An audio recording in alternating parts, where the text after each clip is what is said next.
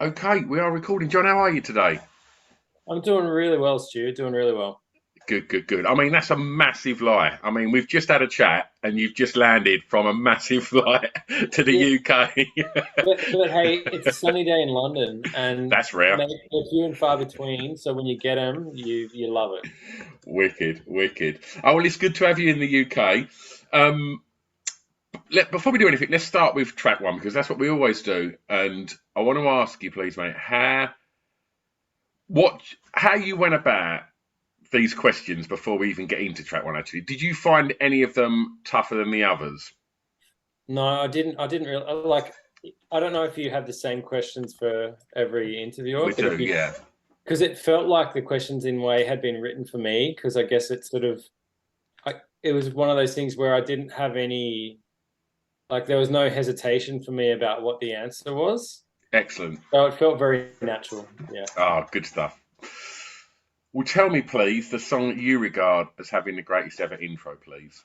So I've chosen Love Like a Sunset Part 1 by Phoenix, which I think is track 3 on their, I don't know what year it was, maybe 2009 album, I'll Wolfgang say, yeah, Amadeus, the one that won all the awards and did all the yeah, things. yeah. What a record that is, man. Amazing record. And if people haven't listened to it, you definitely should check the track.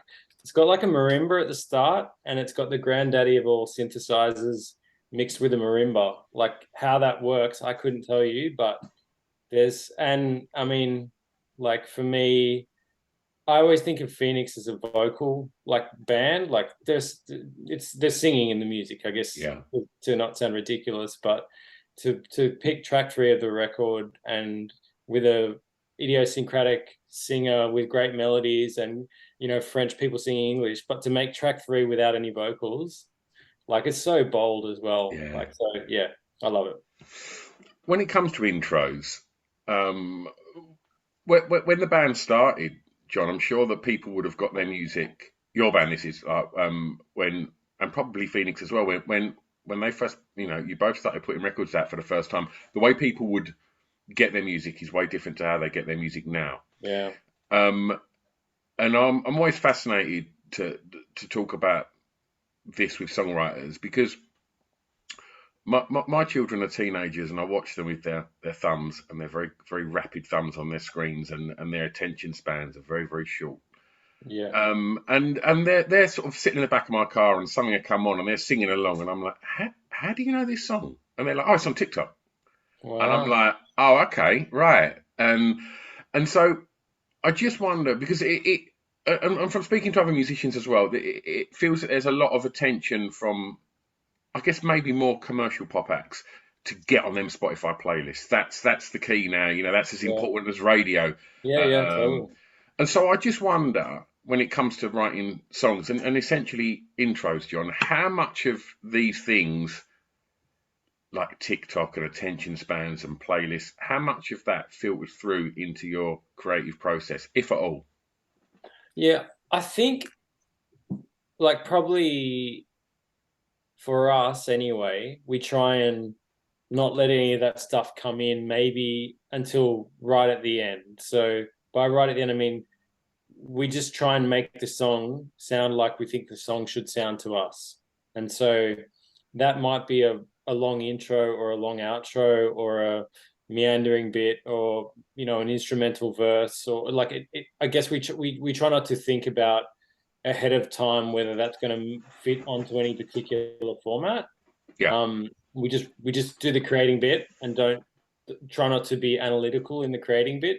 And then certainly like sometimes when you've got a song and we've got demos circulating because we're a band that records demos like a lot of people do, and then you kind of live with those for a while, and then you eventually might re-record, or you might keep half the demo and record some new parts. There might be a discussion like, oh, it's a pretty long song when it's a really long intro. Like one of our songs, for example, Southern Sun, which was on a record we did in 2014. Maybe it came out in 2013 anyway, whatever. But that had quite a long intro that for a radio edit got made for that. And someone suggested to us, you should do this, otherwise, radio won't play it because radio was the thing at the time. yeah, And so we're open to those things, I guess. Like I want people to be able to hear the song as we intended it on an album, but at the same time, it doesn't, like, we're not too sort of proud to go, oh, if it still makes sense, like if you can still make the song make creative sense with an edit that somebody suggests because they really believe that's going to be able to help them to market the song better. And those ideas will often come in from label people or management Yeah. people to go, and they'll probably have mocked it up themselves and said, we think this will really work. And if we can get on board, we're open to it, but we probably don't tend to get into those thoughts ourselves, in the creative process. It feels like just kind of getting the balance right, doesn't it? You don't want to compromise it in any way, but Yeah. the flip side of it is you want as many people to hear your music Yeah. as possible. So it's just that getting that compromise right, I guess. Yeah, exactly. I'm going to take you back for track 2, and I'm going to ask you, please, to tell me the first song you remember hearing that had an emotional impact on you, please. So the emotional impact song for me is Bridge Over Troubled Water by Simon and Garfunkel. Yeah, that'd do it, wouldn't Yeah, it? yeah, exactly. Tell me about your early memories of that. So when I hear that song, when I hear the opening like bars of the piano playing it, I like picture my parents' lounge room when I was growing up. And like when I think about it now, they had a terrible setup for stereo. Like the kind of the record player was in one corner, and then there was one speaker there, and then there was another speaker all the way in the other wall in the corner, because it was obviously just, that sort of made sense with where the furniture was, but it made no sense to listen to a stereo that way. Yeah, But my younger brother and I, who were in the band together, we loved that record. And there was just something about that particular song. Like, I mean, I love the whole record, but that song, I imagine afternoons with the sun coming through when you come home from school. And records weren't like, because I'm not old enough that records were the only thing then. Like when I was growing up, it was tapes and then it went to CDs. But mum and dad had this record cabinet with sliding doors on it, a wooden record cabinet, and it had a certain smell and there was a certain thing to it. And that was the one, like that was the record for my brother and I. And for me, that was the song. Like there was something about in that third verse when he sings about Sail on Silver Girl and your time has come to shine, all your dreams are on the way. Like the images that conjures up in one's mind. I think Paul Simon is a genius. There's yeah, no question. And like the combination for me is there. Like I've listened to interviews with Paul Simon, and he's an interesting guy. And mm, he's very torn about that song because he feels like, he never really got to own the song because it became really famous. It made Art Garfunkel sort of famous. But I feel like there's something in that tension of a song written by Paul Simon, but sung in Art Garfunkel's voice in that spot in his range, and you sort of I, it needs both of them for it to be what it is, and the piano playing in that is just like otherworldly. So yeah, I love it. it's well documented, isn't it? The sort of that they weren't best friends, and I think most, whether it's Morrissey and Marr, there's Yeah, always going to be that friction, and it brings out magic a lot of the time. Do yeah, you know what I mean? And I think that that that track itself, Art Garfunkel's vocals just soar. They go somewhere different on yeah, that, and it's yeah, like Paul Simon could not have smashed that vocal like that, not in a million years. And he's a genius, make no mistake. But that that song is a combination that just makes something truly truly beautiful. You you mentioned the record cabinet at home full of vinyl. Was home quite musical? Was there always records on at home? So weirdly, no. So my parents, as much as they had music there, they didn't sort of put it on. Like mum played the piano.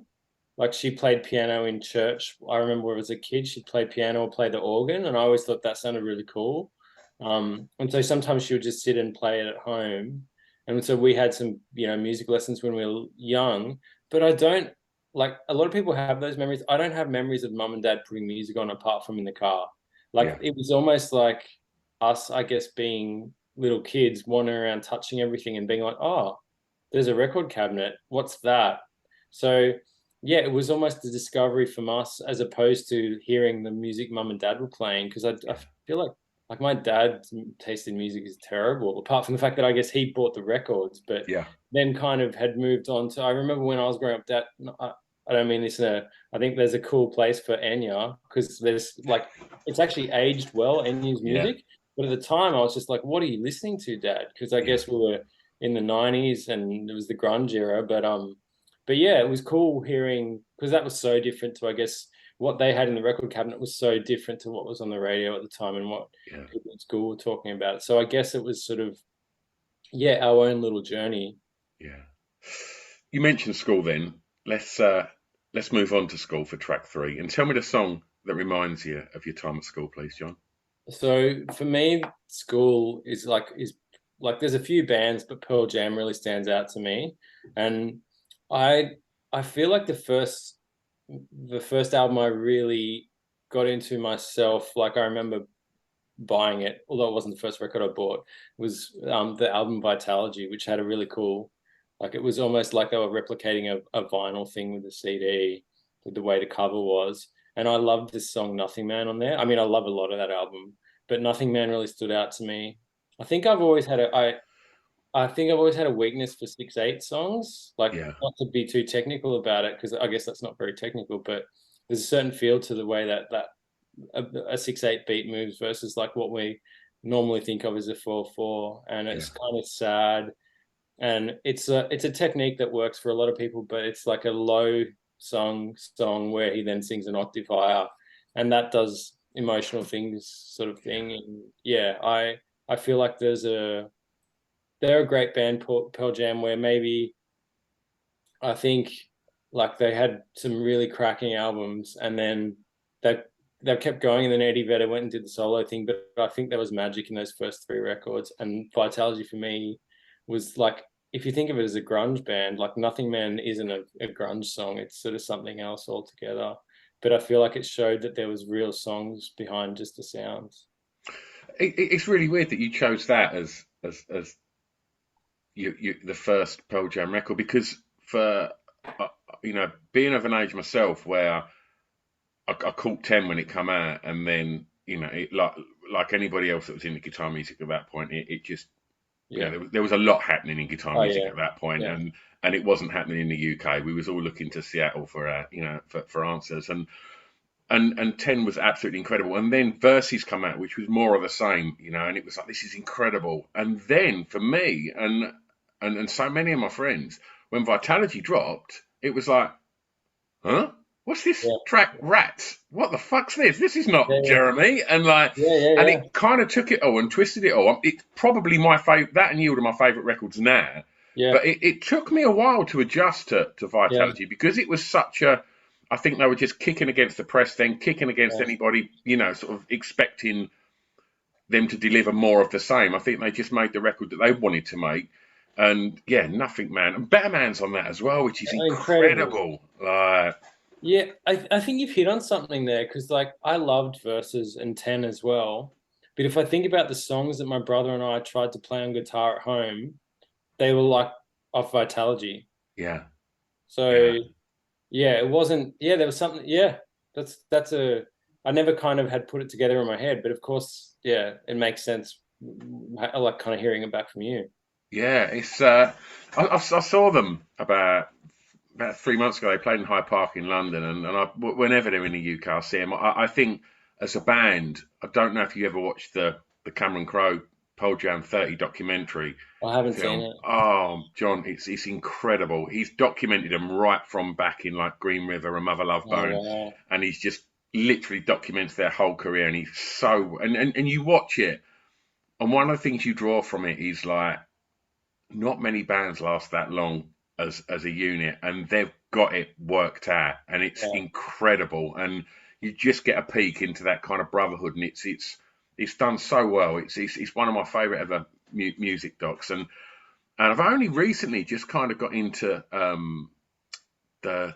Have you heard the record that Eddie done with oh God, who's the Irish musician from used to be in the band The Frames? I can't Oh think of yeah, his name. Glenn Hansard. Yeah, that film score they done together. Is it Into the Wild? I think. Like, Oh, I've definitely headed into the wild. Oh man. Gee, I'm so sorry. I'm just gonna have to tell someone that they need to come back at my hotel room. One No second. worries, mate. So for listeners, I'm not going to pause it. I'm just going to tell you, like, John has literally just landed from Australia into the UK, and so yeah, he must be a very tired man. But he's back. He's No, back. I thought I'm he'd done back. a I'm runner. back. Yeah, I'm back. Tell me a little bit about school. Did you enjoy it? I did. Yeah, I guess like I don't think about it a lot now, but it was like, yeah, I certainly like. I remember people saying these school years will be the best years of your life. I completely disagree with that for me, Yeah. but I wasn't. It wasn't bad. It just was like, yeah, I went through school, but I don't sort of reflect on the school years too much now. Did you know what you wanted to be when you was at school? No, like I mean, I I was always into music. I was always trying to be in bands or being in bands, but I didn't really think of that as something I would do as a career, I guess, because I didn't know anyone who did it. So, like, you could look at, like, we talk about Pearl Jam, you could look at those sort of international stars, and that was a thing. But I did, like, I never knew anyone who was a professional musician, let alone like playing in a band who did that as a living. So, it kind of seemed like a fantasy, sort of a faraway thing. So, no, I didn't really know.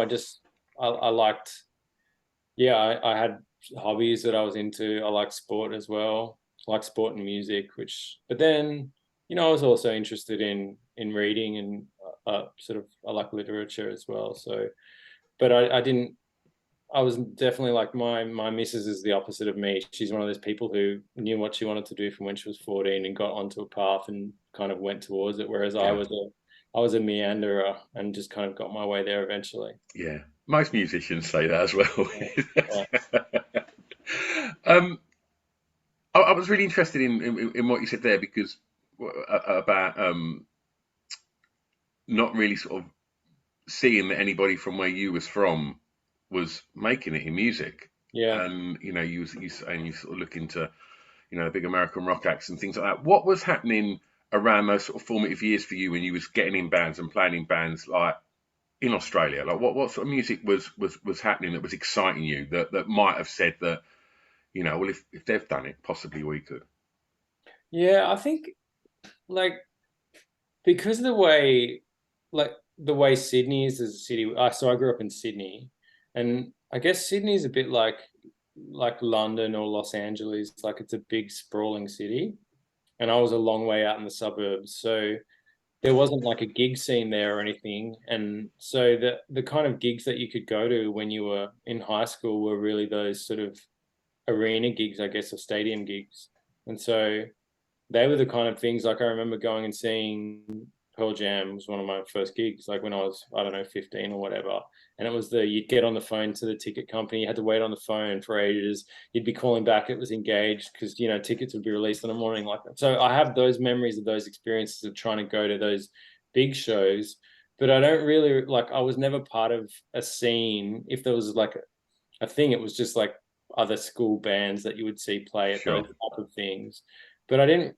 I guess there were definitely Australian bands doing cool things, but because it was because of the nature, I guess, of the way like I heard about music was from my friends, or you would see it in magazines. It tended to be like and on the radio, it tended to be like bigger acts. So, and I was at school in the '90s, so it was very much kind of grunge era stuff. Like Yeah. Nirvana was massive, and I was into that Pearl Jam, and then I'm sort of trying to think that probably was like I definitely like more things than that. I had um, a friend who was kind of into the heavier sort of side of things, and we played in a band together. So he was into sort of Metallica and Megadeth, and I was like all the fair weather Metallica fans, and I enjoyed Black Album. Like I thought that was really cool because I'm not saying they don't have songs on other records, but that record has songs. I know Um, exactly what you're yeah, saying.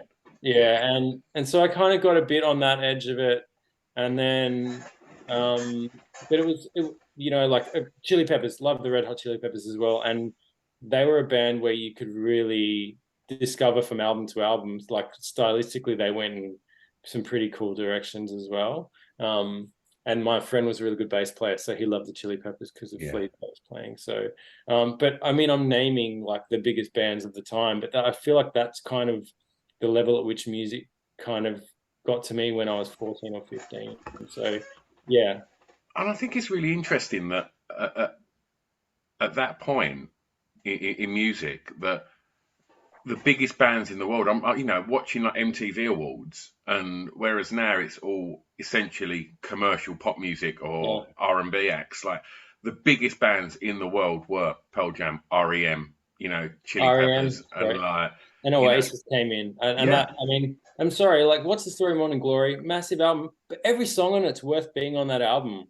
Like, my first girlfriend loved that record, and so I listened to the whole thing, even though I knew the singles. We used to listen, and then you're like, I still know every song on that album, and it's sort of, it's a testament that the quality was there the whole way through on the songwriting as well. John, I talk about this quite a lot because a lot of people mention Oasis on this Yeah, podcast, mate, and you nailed it there, because that second record, Noel Gallagher had such I mean, he's a confident man anyway. yeah, it is. Him and his On the brother are Angel, not yeah, missing out on confidence. Like, they got that in bucket loads. But when I look at the single, Some Might Say, and I bought the CD single of that, and the B sides, the B sides, right, are Acquiesce and Talk Tonight. He's that fucking confident. He's yeah, like, oh, I'll stick them on a B side. How many bands would give their right arm to write Acquiesce? yeah, And like, he's like, oh, we're throwing a B side. Like, he must have just thought, I've got another 20 of these in my back pocket. yeah. Like, and there's something about that point in Oasis's, career, that I think that was their peak. That was, I think, musically their peak. And yeah, that record just, it screams confidence, doesn't it? Yeah, yeah. And I was always like, more on the Oasis thing of the Blur divide. As much as I dug Blur, and I love what Damon Albarn's done, like, he's a fascinating guy. Mm. But there was just something with the Oasis thing. There was an attitude, and there was I don't know, maybe because I was from the suburbs and the working class kind of thing coming through, and that real, like, that niggle. I Yeah. love it. Yeah. Yeah, yeah, they had it. They definitely had it. They still got a niggle. I literally saw a thing on social media of, I think Liam had just been awarded some godlike genius award from the NME, and he was like, "Oh, I knew I was godlike the minute I was born," and I just thought, it just doesn't ever come off the gas with the confidence. I love it. No, right. But you mentioned record stores earlier, so I'm going to ask you to tell me the first song you remember buying from a record shop, please. So I had to. This actually was the hardest question for me because I'm not even convinced I've given the right answer. But I really tried to remember the first thing like I had in my mind to go and buy, because maybe I went with my parents beforehand and bought something without really knowing what I was buying. But I definitely bought Nirvana Nevermind because of this. Cause I like this girl at school, and the guy who she was dating at the time was really into Nirvana. And then his friend taught me how to play "Come As You Are" on guitar. Like, that was the first song I learned on guitar. So I went and bought the CD, and of course the infamous, famous cover. It felt kind of naughty and weird, and you didn't quite understand like the reference or anything Yeah, of it. And there was a whole thing with Nirvana, but I love that album. I mean, I probably love everything they ever put out. Um, and I really love the acoustic record they did, the Live in New York one as well. But oh, Nevermind just amazing. had a certain thing to it. The tones, like when I listen to it now, because every now and then I'll put it on again, and you listen back and you're like, oh wow, they really were going for a different thing sonically than maybe like, because probably my sweet spot is more like sort of 70s sound. Like, I love the tones of the 70s. And I can probably take or leave the 80s. And for my, I mean, there's some great stuff in the 80s. Don't get me wrong. You talked about the Smiths before. But then, like, you listen to it now and you're like, oh, it's like they were really responding to a lot of things, but the viscerality of the music was so, as a teenager, as a teenage kind of person trying to understand whatever they were feeling, and kind of going through those, I guess, changing phases. There Yeah, was something in Nirvana that just kind of got straight to the point, which 100%. And I was lucky. I spoke to Butch Vig on this podcast about that record, and Wow. and essentially, and the fact that Pearl Jam and Nirvana were constantly compared, and I understand that they were both rock bands from Seattle, but Pearl Jam at that point were writing kind of trad 70s guitar rock, really, weren't they? Yeah. And Yeah. whereas, you know, for me, I still to this day think Nevermind is the greatest pop record ever made. There's every single song on there is just got so many hooks, and it's Yeah. like you can play any one of them songs in a club, in a rock club, and people respond. Stay Away, Drain You for an intro. That's one Yeah. of the greatest intros Insane. ever. Yeah. And like every single track on there, it's got a more polished production, hasn't it, than Yeah. what Albini done, and Yeah. but I know that I don't know how true it is, but Kurt apparently wasn't massively fond of what the production that Butch Vig done on that record, but I think it works. I think it's really got a kind of it's gritty, but it's got a sheen to it. Do you know what I'm Yeah, saying? yeah. It's that's I feel like that was the almost the thing.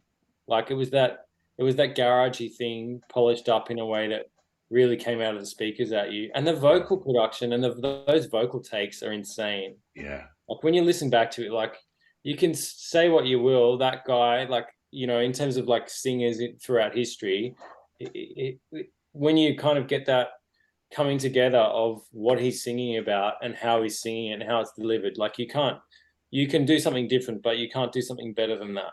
In yeah, my opinion, that's just like, yeah, it hits you. Like it's that thing, I guess for me, we did have a category about, the emotional thing about it, but I think every song I've chosen has something where there was an emotional response immediately that yeah, you might have tried to understand later. And we can sit here and talk about why do we think that is, but the fact is, it just existed before the reasoning. So yeah. that was the cool thing about it. Absolutely. Right, we're going clubbing. Track 5. Tell me the song that soundtracked your years clubbing, please, John. So for me, it's One More Time, Daft Punk. Okay. Um, I didn't had no idea who Daft Punk was before like I wasn't hip to it at all. As much as I think they're a band who's always like they've always when you go back into the back catalog before, always really cool, interesting stuff. I love the whole French aesthetic. Like I picked Phoenix before, I guess. If I could have found a way to shoehorn air into this list, I would have done that as Yeah, well. But nice. um, but yeah, I just really remember that. I remember because I wasn't really a clubbing guy, but I had a friend who was, and I remember going out and I was like, "What is this song?" Like, and it just was so repetitive, but somehow um, it wasn't boring. Like that's a very hard thing to do to kind of, and they've done it for years, being Yeah, able to kind of get to the essence of what the song is and be able to give you enough of it, but then enough subtle variation and changes, and yeah, and the grooves are always insane. yeah, Sorry, from Phoenix too, but no, from Daft Punk, yeah. absolutely. I'll tell you what, there was an Australian band that never really blew up over here, but I loved their first record, and it was you mentioned Air, and I just got sent this track once. Like, so I've got a club, and I'm a DJ, so Yeah. uh, I used to get sent all the promos, and this would have been like sort of mid to late '90s, and I got sent this song called Enter Space Capsule by this band called Girlin. Oh yeah, Girling, they were great. Man, and I was like, this is amazing. And then I was like, I need to hear more from this band. It was like really spacey electronics. And then I heard this track called Death to the Apple Girls, which was like sounded like fucking Pavement. I was like, this band's mental. It's like every Yeah, single song's just like yeah, completely different, and they never really happened over here. yeah, And it's such a shame, like 'cause they made a big racket for like three lads. yeah. And one of the guys from Girling is has produced some really, really cool stuff Oh, since. really? Yeah, I'm gonna get names wrong, but I know he's done a bunch of stuff with Courtney Barnett, who's another Australian No artist. way. Yeah, but some really, really cool things. Like he just, yeah, obviously Girling had a thing, but like you say, they kind of came and went. But Yeah, he's still making cool records now. His name's Burke Reed, I think his name that's is. it. That's He's it. worth checking out. Anything he's been involved in, there's usually something going to it. Oh, nice, nice. Yeah, Oh, that's good to hear. There's still exciting things happening. 'Cause yeah. that record was absolutely fantastic. Okay, well, I'm going to take you home, and for track 6, tell me a favourite song from an artist from your home county, please. So I've chosen oh, I had a brain fade for a second. I'm back with you. I've chosen Ballpark Music, the Yes. band is, and the song's called Cherub. Um, Tell me a little bit more about that. so Ballpark Music are a band. They've been around not like kind of around the same time we have. They came about in the early 2010s, and I remember having them on a support tour. Like maybe it was even 2011. Yeah. So back in the day, so we got to know them a little bit, and then you sort of see them around on the scene. But I haven't seen them. Like I haven't caught up with them for years. But I always they had some. They're a kind of a classic like in inverted commas, classic sort of 5-piece setup, like some guitars and keyboards and things. But the songwriting is really idiosyncratic to me, and the production's always cool, and they do all this stuff themselves. So um, they've they're the kind of band like they put out a lot of music. Like maybe it's like on average kind of an album a year, which is pretty prolific.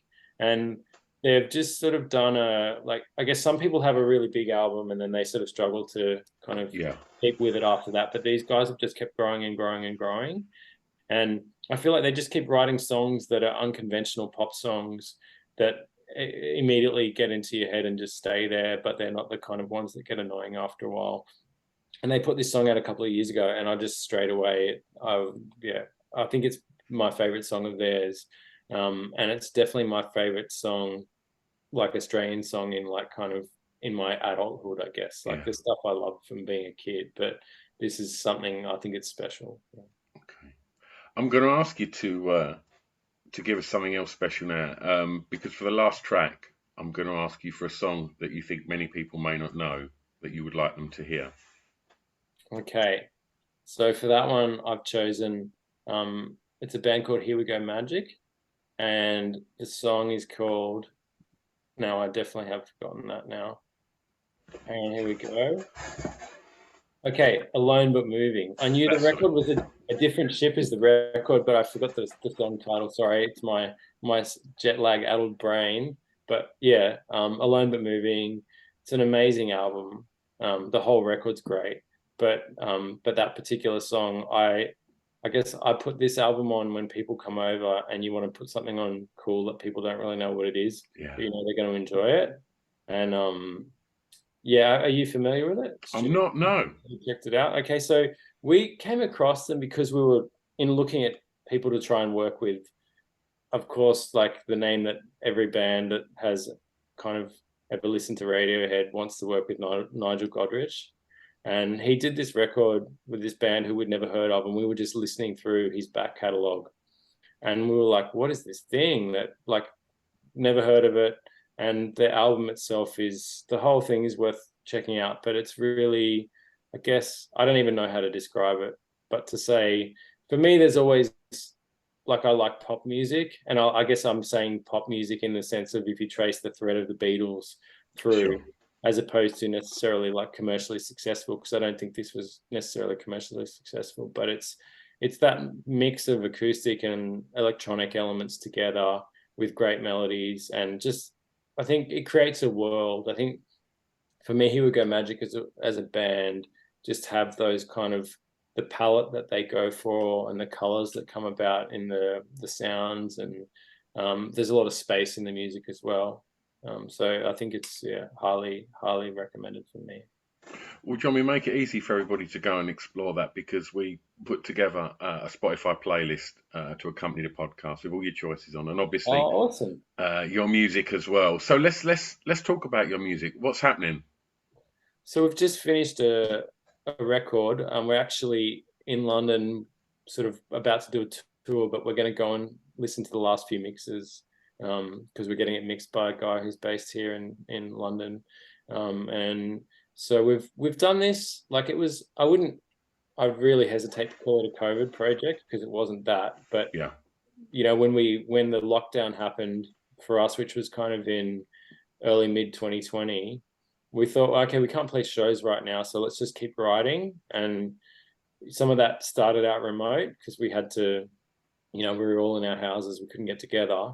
And then we just kind of built a body of material. And then when we had a few songs, we thought, let's just go and record these and see how they're sounding. And then we did 3 or 4 in the first session, and then we had to listen back, and we're like, yeah, cool. I think we're getting something. We're sort of getting a bit of a theme developing here, and we just kept writing, and we kept doing some recording blocks when we could between, as some shows started to come back in Australia. We'd get into live. We'd sort of go back into the live side when there was some shows around, and then we'd go back into the studio and sort of go back and forth really over the past 2 years. And then probably like the first 4 or 5 songs we recorded didn't make it, and then we moved on, and really kind of really got, like, the first session that we actually kept the songs from was in sort of late 2021. And so some of those songs were actually written early, but we'd experimented with some more recent things end of 2020 and kind of gone, no, not quite right. And so we were working in Sydney, and we were producing ourselves. And so it took us a little bit to, I think, get our handle on that, because in the past we've tended to co-produce or have a producer with us, but we wanted to do this one ourselves. And we're really stoked with where it's going. We've just put a single out 2 weeks ago. Whatever that means now, putting a single out, I guess, some radio people play it, and it's available on Spotify. Called Just to Be Kind. And for us, I guess it's always